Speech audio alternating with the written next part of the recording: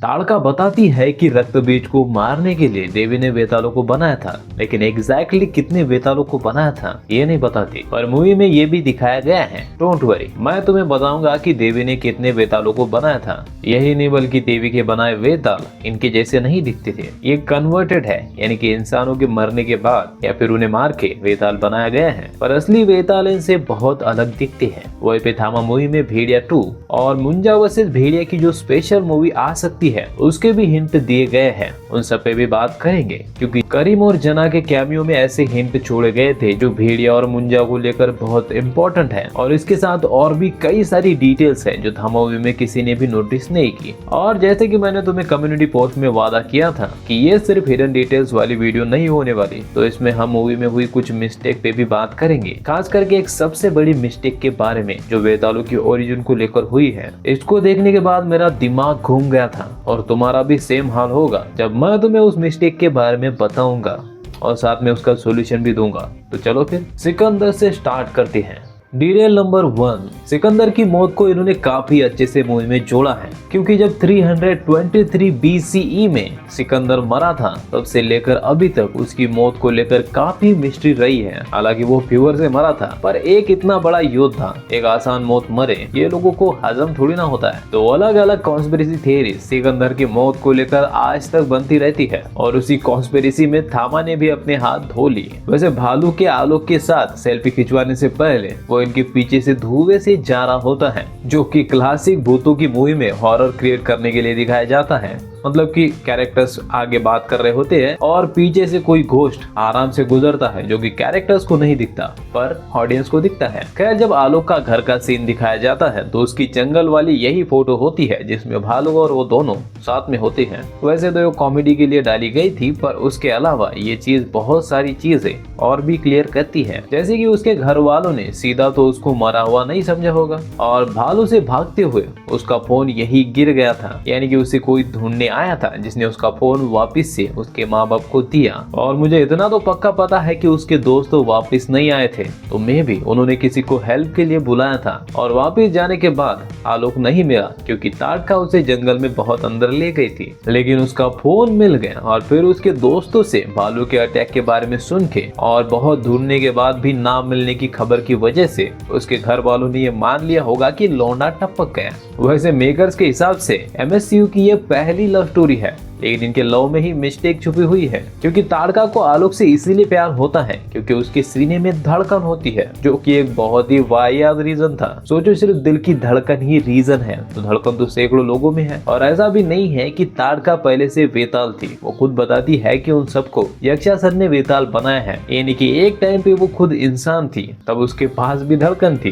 कहने का मतलब है कि ताड़का के लिए धड़कन होना कोई चमत्कारी या फिर तिलस्मी चीज नहीं है जिससे कि वो अट्रैक्ट हो जाए। वो पहले खुद इंसान थी और आलोक से पहले भी उसने कई जवान लोंडों का खून पिया होगा, भले ही बुरे क्यों ना हो, लेकिन उन सब के सीने में धड़कन तो होगी ही। और अगर वो धड़कन से ही अट्रैक्ट होने वाली थी तो आलोक से पहले ही कई सारे लौंडे उसके सामने धड़कन लेके आ चुके थे, तो उन्हीं में से किसी एक के साथ भाग लेती। और ये कोई छोटी मिस्टेक नहीं है। आप एक लव स्टोरी बना रहे हो और हीरो हीरोइन को प्यार करवाने का कोई सॉलिड रीजन ही नहीं दिया। एग्जाम्पल के लिए विक्की को श्रद्धा से देखते ही इसीलिए प्यार होता है क्योंकि बंदा बचपन से सूखा वर्जिन होता है, और फिर हीरोइन सामने से आती है तो हम कौन सा विश्वामित्र हैं बे? हमें कौन सा वरदान चाहिए?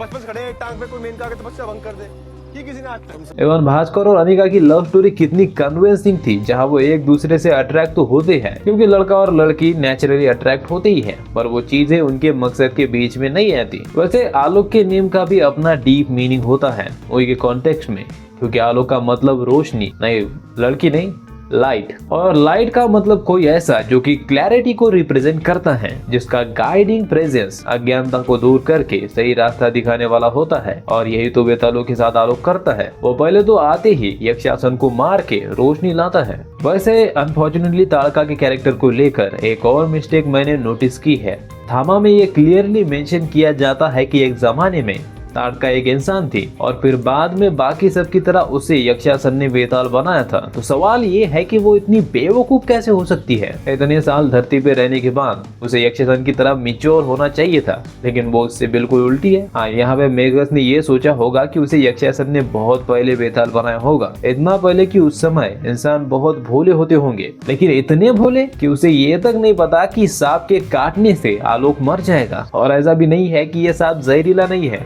ये देखने से कोबरा लग रहा है। खैर, जब वीरन आलोक को यक्षासन वाली गुफा में डालता है तब वो बोलता है, मम्मी कहती थी हनुमान चालीसा याद कर लो। और यही सेम बात बिट्टू बोलता है, वो भी सेम एक्सेंट में।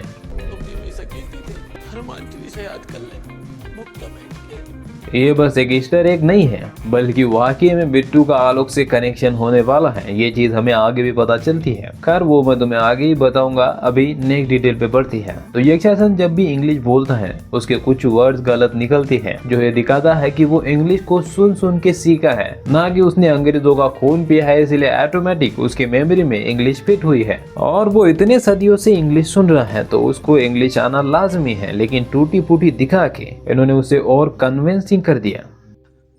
Relax mat, relax.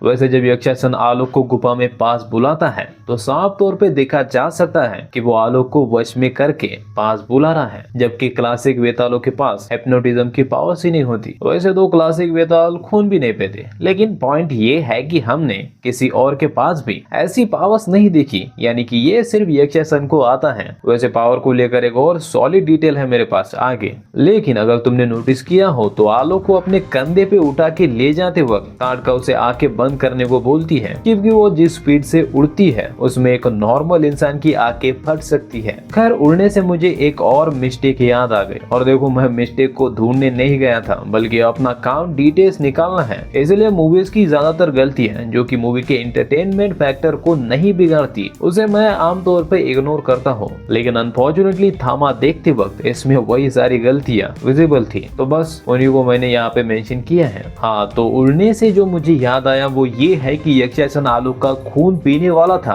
ताड़का उसे जंप करवा के बाहर ले जाती है, उसे अपने कंधे पे फास्ट उड़ा के ले जाती है, और यहाँ तक कि उसके घर आके जानवरों को खाने की कोशिश करती है, और भी कई सारी चीजें ऐसी करती है जो नॉर्मल लड़की नहीं कर सकती, जैसे कि उसका नॉर्मल चीखने के बाद कांचों का टूटना। फिर भी आलोक को एक बार भी शक नहीं होता कि ताड़का कौन है, और प्रॉब्लम यहाँ पे ये भी है, वहाँ गुफा में वो शायर मेरा खून पीना चाहता था। आलोक ने जो इतनी सारी चीजें इग्नोर की है वो मैं भी इग्नोर कर देता, लेकिन इसको साले को ये पता था कि गुफा वाला शायर इसका खून पीना चाहता था, उसको भी इसने इग्नोर किया। इसलिए मेरे हिसाब से ये एक बड़ी राइटिंग मिस्टेक है। इंस्पेक्टर पीके यादव बोलता है कि वो पिछले 172 सालों से इंसानों और वेतालों के बीच संतुलन बना के रखे हुए हैं, यानी कि उसने कई बार अपना नाम, पहचान और पेशा बदला होगा, और अगर तुम गिनने जाओगे तो ये बहुत लंबा टाइम है। करीब 1852 में वो पहली बार इंसानों में आया होगा, और इंटरेस्टिंग बात ये है कि इसी दौरान अंग्रेजों ने अपनी पकड़ इंडिया पे बना ली थी। इनफैक्ट 1858 यानी कि ठीक 6 साल बाद अंग्रेजों ने ऑफिशियली इंडिया पे अपनी हुकूमत शुरू कर दी थी। और वेतालों का अंग्रेजों से कितना गहरा ताल्लुक है ये हम यक्षासन की जुबान से ही देख चुके हैं। यानी कि ऐसा हो सकता है कि इंसानों को अंग्रेजों से बचाने के लिए ही, या फिर वेतालों को अंग्रेजों से बचाने के लिए। मतलब कि अगर वेताल किसी अंग्रेज का खून पिए तो ये बात ईस्ट इंडिया कंपनी को ना पता चल सके कि उसे वेताल ने ही मारा है, इसका काम पीके यादव को दिया गया होगा। लेकिन वो अकेला यहाँ पे नहीं आया था, उसके साथ चंदेरी की रानी जैसे और भी कई सारे वेताल आए थे, जो समय समय पे अपना पहचान और नाम बदलते आए होंगे, और पहचान और नाम के साथ इनका मकसद भी समय समय के साथ बदल गया। जैसे कि पहले ये अंग्रेजों से छुपते थे, 1947 के बाद इन्होंने इंसानों से छुपना शुरू कर दिया, और भाई इसे कहते हैं डिटेलिंग। क्या लिखा है, माइंड इज ब्लोइंग। खैर, वेताल बनने के बाद जब आलोक वापस ऑफिस में आता है तो उसकी कार बदल चुकी है, क्योंकि पहली का एक्सीडेंट हो चुका है। खैर, जैसे कि मैंने स्टार्ट में बताया था कि ताड़का ये तो बताती है कि वेतालों का जन्म देवी माँ ने रक्त बीज को मारने के लिए किया था, लेकिन वो ये नहीं बताती कि एग्जैक्टली कितने वेताल बनाए गए थे। पर जब वो कहानी बता रही होती है तो विजुअली हमें एक रिचुअल की तरह उस बैटल को दिखाया जाता है, जो कि रक्त एल्विश और देवी माँ के बीच हुआ था। और अगर उसमें देखोगे तो ओरिजिनली देवी ने 4 वेताल बनाए थे। हालांकि मूवी में कहीं पे भी ये मेंशन नहीं किया गया है कि यक्षासन उसमें से एक है, और यक्षासन को लेकर ताड़का बस इतना ही बोलती है, वो हमारा पूर्वज है, उसी ने हम सबको बेताल बनाया है। But don't worry my dear, Raj is here. मैं हूं ना? इसका जवाब भी आगे मैं तुम्हें दूंगा। फिलहाल एल्विश करीम प्रभाकर एके हैंड ऑफ गॉड के कैमियो पे आते हैं, क्योंकि जैसे कि मैंने शुरुआत में बोला था, जना और करीम का जो कैमियो है वो मुंजा और भेड़िया के कनेक्शन के लिए बहुत जरूरी है। तो जना के भास्कर के बारे में बताते ही करीम प्रभाकर बोलता है कि भेड़िया की हमें बहुत जरूरत है, और प्रभाकर डायरेक्टली मुंजा से जुड़ा हुआ है। खैर इनका कनेक्शन क्या होगा ये मैं तुम्हें लास्ट में बताऊंगा, क्योंकि इसको लेकर मेरे पास एक थियरी है। लेकिन फिलहाल के लिए इसी कैमियो के कुछ और डिटेल्स पे बात कर लेते हैं। जैसे कि सरकटे जिंदा है, इसका सबूत भी जना की बातों से ही पता चलता है, जहाँ पे वो सरकटे को था नहीं कहता बल्कि वो है कहता है। अब ये डायलॉग की मिस्टेक थी या फिर पोस्ट क्रेडिट का हिंट, ये तुम मुझे कमेंट में बताना। तो वेतालों के बारे में प्रभाकर बोलता है कि ये प्रजाति विलुप्त हो चुकी है, और इसी बात का यकीन दिलाने का काम पीके जैसे वेतालों को दिया गया था। 1947 के दंगों के बाद जो इन्होंने ये डिसाइड किया कि अब वो इंसानों का खून नहीं पिएंगे, तो उन्होंने इंसानों के बीच आना भी बंद कर दिया। और जब कई सालों तक किसी की लाश पे वैम्पायर के दांत नहीं मिले, तो फिर एल्विश जैसे पादरी जो कि इन सभी चीजों के एक्सपर्ट हैं, उन सभी को भी ये मानना पड़ा कि वेताल विलुप्त हो गए हैं। जबकि सीक्रेटली वेताल अब भी शहर में घूमते हैं, लेकिन उनको संभालने की जिम्मेदारी पीके यादव की है। हालांकि यहाँ पे इंटरेस्टिंग बात ये भी है कि अगर वेताल सीक्रेटली सारे इंसानों के बीच रह रहे हैं, तो ऐसा हो ही नहीं सकता कि वो झूठ ना बोले, क्योंकि इंसानों के बीच रह के झूठ ना बोलना इम्पॉसिबल है। तो फिर ये वो लोग कैसे मैनेज करते हैं ये अरे भाई क्या बताऊं मैं। खैर चलो इतना डीप नहीं घुसते और फिर से एक और छोटी सी मिस्टेक के बारे में बात करते हैं। तो डाइनिंग टेबल पे बहुत सवाल पूछने पे ताड़का बोलती है मुझे भूख नहीं है, जबकि वो भूखी होती है, यानी कि वो झूठ बोलती है। पर झूठ बोलने पे तो इनके दांत निकल आते हैं। इसलिए मैंने बोला कि इंसानों के बीच रह के झूठ ना बोलना इम्पॉसिबल है। नेक्स्ट डिटेल, इंस्पेक्टर पीके यादव बोलता है कि वेताल और विषाणु की दुश्मनी खानदानी है और वो सदियों से हमारा खून पीना चाहता है। अब इस एक स्टेटमेंट से बहुत सारी चीजें पता चलती हैं। पहली तो सिर्फ भास्कर अकेला भेड़िया नहीं है, बल्कि उसकी पूरी कम्युनिटी होने वाली है जो भेड़िया टू में डिस्कवर होगी। और ऐसा मैं क्यों कह रहा हूँ? क्योंकि भास्कर अभी भी भेड़िया बना है और अनिका भी सिर्फ 100 साल पहले ही भेड़िया बनी थी। लेकिन यहाँ पे पीके यादव सदियों की बात कर रहा है, यानी कि और भी कई सारे भेड़िया होंगे। दूसरी, वेताल विषाणु का खून नहीं पीना चाहते, बल्कि सिर्फ विषाणु ही इनका खून पीना चाहते हैं। जबकि हमें लास्ट में साफ दिखाया गया है कि जिस तरह से भेड़िया वेताल का खून पी के पावरफुल बनता है, वेताल भी भेड़िया का खून पी के पावरफुल बन सकता है। लेकिन फिर भी बेचारे वेताल भेड़िया का खून नहीं पीना चाहते। इसका मतलब क्या है? अबे मुझे क्या पता, मुझसे पूछे जा रही है बार बार। शायद सदियों पहले इनकी दुश्मनी जब पहली बार हुई थी, तब वेतालों में से किसी ने विषाणु कम्युनिटी के साथ कुछ गलत किया होगा। क्योंकि देखो इवेंचुअली ये दोनों एक ही रास्ते पे हैं। जिस तरह से वेताल को दुनिया को बचाने के लिए बनाया गया है, उसी तरह से विषाणु को भी जंगल को बचाने के लिए बनाया गया है। यानी कि शुरुआत में ये दोनों दोस्त हो सकते हैं और फिर किसी बात को लेकर इनमें झगड़ा हो गया होगा। और जैसा कि हम जानते हैं कि भास्कर और आलोक की दुश्मनी प्रॉपरली सेट हो चुकी है, तो इनके सदियों पहले हुए दुश्मनी को भी एक्सप्लोर किया जा सकता है। पर क्या ये इतना डीप सोचते हैं? हाँ बिल्कुल। कैसे, ये मैं तुम्हें अगली डिटेल से बताता हूँ। तो इंस्पेक्टर पीके यादव इनको अपने सीक्रेट क्लब में ले जाता है और यहाँ पे देखो एक वेताल की तस्वीर बनी हुई है। लेकिन अगर तुम इसे और इसके नीचे जो चित्र बना है उसे ध्यान से देखोगे तो पता चलता है कि ये इन सबसे काफी बड़ा और खतरनाक है। उसके कपड़े भी इनसे डिफरेंट है। तो ये कोई और नहीं बल्कि उन चारों वेतालों में से एक है जिन्हें देवी ने खुद बनाया था। इसके कपड़े अगर देखोगे और इसके हाथ का हथियार देखने से पता चलता है कि ये कोई योद्धा है। और ऐसा होना लाजमी है क्योंकि देवी ने उन चारों को बैटल फील्ड पे बनाया था, तो उसी हिसाब से उनके कपड़े भी होंगे। और इससे ये भी पता लगता है कि यक्षासन उन चारों में से एक नहीं है। खैर इंस्पेक्टर अड्डे पे ले जाने से पहले उन्हें कपड़े चेंज करने को बोलता है, क्योंकि वो जानता है कि इन कपड़ों को भास्कर ने पहले सूंघा है, तो वो उन्हें सूंघते सूंघते ढूंढ लेगा, जैसा कि उसने इस सीन में किया था। वैसे जना को जब करीम बोलता है कि वेताल विलुप्त हो चुके हैं, तो जना ये बोलता है टेस्टिंग कैसे? भाई ने बोला था वो है। और ये सारी चीजें भास्कर और आलोक के फाइट से पहले हो रही थी, यानी कि आलोक से पहले भी भास्कर किसी और वेताल से मिल चुका है। वैसे इस सीन में आलोक के बेहोश होने से पहले और बाद के कपड़े भी अलग अलग है। ऐसा क्यों है पता नहीं, या तो ये कंटिन्यूटी एरर है या फिर अब यार और क्या हो सकता है। वही है, मतलब अभी इतने सारे वेताल कपड़े निकाल के इसका चेकअप थोड़ी ना करेंगे, तो यहाँ पे कपड़े निकालने का कोई सेंस नहीं बनता। नेक्स्ट डिटेल, शायद तुमने ये नोटिस नहीं किया होगा पर हर वेताल के पास अपनी खुद की यूनिक पावर्स भी दिखाई गई है। मतलब जैसे कि सुपर स्ट्रेंथ, स्पीड, हीलिंग और इमॉर्टल, ये सारी पावर्स तो सभी वेतालों में सेम है। पर उसके अलावा भी कुछ ऐसे वेताल हैं जिनके पास वो पावर्स है जो दूसरे वेतालों के पास नहीं है। जैसे कि यक्षासन यहाँ से वहाँ टेलीपोर्ट हो सकता है और नेपोटिज्म मतलब कि हिप्नोटिज्म भी कर सकता है। तड़का की आवाज से कुछ भी टूट सकता है। वो अलग बात है कि अभी उसे अपनी पावर्स पे कंट्रोल नहीं है, इसीलिए वो सिर्फ कांचों के छोटे छोटे टुकड़े ही तोड़ पाती है। खैर इन दोनों के अलावा इसके पास मंत्रों की पावर्स है। इसके अलावा अगर कोई और मंत्र बोले तो वो काम नहीं करेंगे। सेम उसी तरह से आलोक के पास भी लास्ट में धड़कन आ जाती है और वो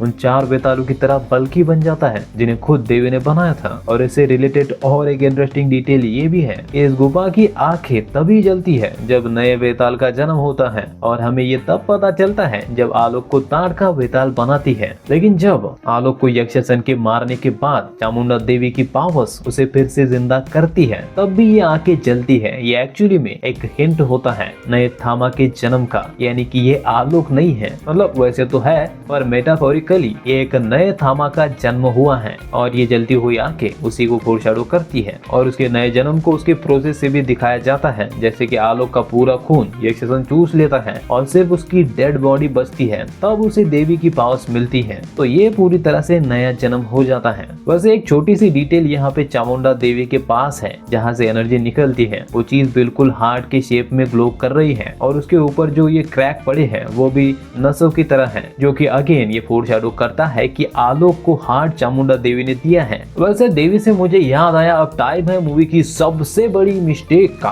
और उसके सॉल्यूशन पे भी हम बात करेंगे और उसके बाद मुंजा और भेड़िया के कनेक्शन पे बात होगी। तो जब देवी ने वेतालों को बनाया था तब वो 4 थे और रूल से बंधे हुए थे, यानी कि वो इंसानों को काट नहीं सकते थे। तो वो कौन होगा जिसने पहली बार इंसानों को काटा था? क्योंकि कोई भी आइडल या फिर हीरो पर्सनैलिटी वाला वेताल तो ऐसा नहीं कर सकता और वो इतने बड़े थे कि उनका किसी इंसान को काटने का सवाल भी पैदा नहीं होता, क्योंकि एक इंसान उसके कंपटीशन में ही नहीं है। एग्जाम्पल दूं तो रैग्नारॉक को मारने के लिए थॉर की जगह हम ब्लैक विडो को नहीं भेज सकते। उसी तरह से जो ओरिजिनल देवी ने वेताल बनाए थे वो पहले तो इंसानों के लिए बने ही नहीं थे, वो रक्त बीज के लिए बने थे। इसलिए उन्हें इतना बड़ा बनाया गया था कि वो सैकड़ों रक्त बीज का खून पी के भी और खून पी सकते थे। इसलिए उनका इंसानों को काटना लॉजिक नहीं बना था। और चलो एक सेकेंड के लिए मान भी ले कि वो बुरे इंसानों को मार के उनका खून पीते हैं, तो फिर भी वो उन्हें जानबूझ के वेताल तो नहीं बनाएंगे, बल्कि उन बुरे इंसानों का पूरा खून पी के उन्हें जान से मार देंगे ताकि वो वेताल बन के और कांड ना कर सके। इसलिए यहाँ पे सवाल ये है कि पहला इंसान वेताल बना कैसे? क्योंकि अगर वेताल बुरे इंसानों को काटेंगे तो